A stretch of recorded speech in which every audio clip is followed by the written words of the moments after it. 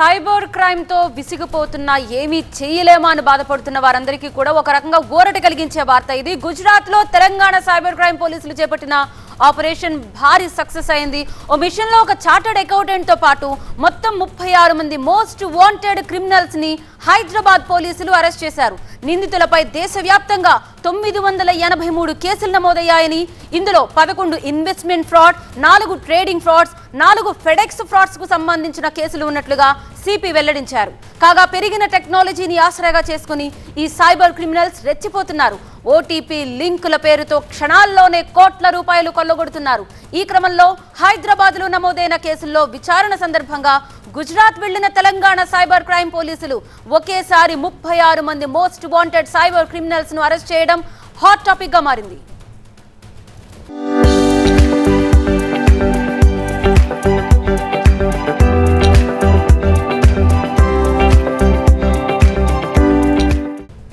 ప్రతినిధి ప్రణీత మరింత సమాచారం అందించడానికి సిద్ధంగా ఉన్నారు లైవ్ లో. ప్రణీత, నిజంగానే అన్బిలీవబుల్. ఇప్పటి వరకు సైబర్ క్రైమ్లు పెరిగిపోతూ ఉంటాయి కానీ ఆ నేరస్తులను పట్టుకోవడం మాత్రం నిజంగానే టఫెస్ట్ టాస్క్ గా తీసుకుంటూ ఉంటారు.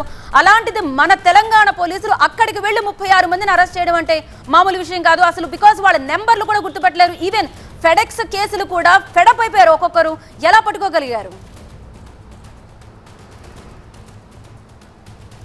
అయితే సాధారణంగా ఏదైనా ఫిజికల్ అఫెన్స్ జరిగితే చాలా వరకు ఎవిడెన్స్లు పోలీసుల దగ్గర ఉంటాయి. సీసీ కెమెరాస్ కావచ్చు, టెక్నికల్ ఎవిడెన్స్ని బేస్ చేసుకొని నిందితులను పట్టుకుంటూ ఉంటారు. కానీ సైబర్ క్రైమ్ విషయానికి వస్తే వాళ్ళను ట్రేస్ చేయడమే పోలీసులకు ఒక విధమైనటువంటి సక్సెస్గా భావిస్తారు. అలాంటి కేసులలో నేరుగా వాళ్ళ ఎగ్జాక్ట్ లొకేషన్ని ట్రేస్ చేయడం, వాళ్ళ ఇంటికి వెళ్ళి వాళ్ళను లిఫ్ట్ చేయడం హైదరాబాద్ పోలీసులో సక్సెస్గా చెప్పొచ్చు.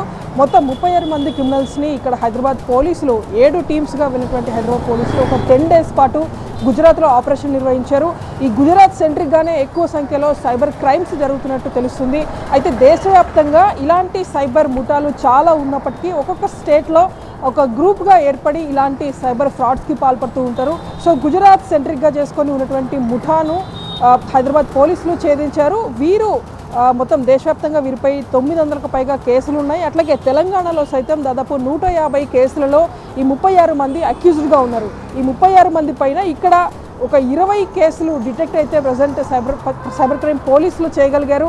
దాదాపు 35 లక్షలకు పైగా క్యాష్ని వీరి నుండి సీజ్ చేశారు. అయితే ఈ 20 క్రైమ్స్ ఏవైతే హైదరాబాద్ పోలీస్ కమిషనరేట్కి సంబంధించి మాత్రమే ఒక 20 కేసుల్లో వీళ్ళు అక్యూజ్డ్గా ఉన్నారు. కాబట్టి ఈ 20 కేసుల్లోనే దాదాపు 12 కోట్ల రూపాయలకు పైగా అమౌంట్ని వీళ్ళు సైబర్ క్రైమ్ ద్వారా కాజేశారు.